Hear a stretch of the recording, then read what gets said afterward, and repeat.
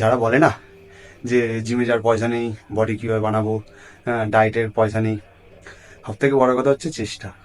তোমাদের একটা জিনিস দেখাই, আমি জিম করছিলাম এতক্ষণ, তারপর করতে করতে মনে হলো যে তোমাদের এই জিনিসটা দেখা উচিত বা শেয়ার করা উচিত, যদি তোমরা মোটিভেট হও। ঠিক আছে, যে আমি কোথায় জিম করি, ঠিক আছে, তোমার জিনিসটা দেখো, আমার জিম ট্যুর।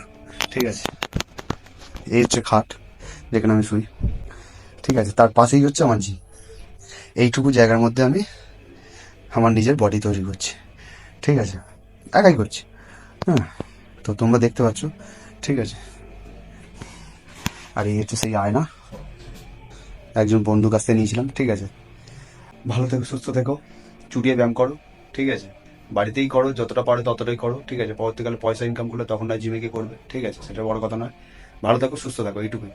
আর চ্যানেলে নতুন হয়ে থাকলে ভিডিওটা প্লিজ একটু শেয়ার করে দিও, লাইক করে দিও, আর কমেন্ট করে জানিও কেমন হলো আমার জিম টু।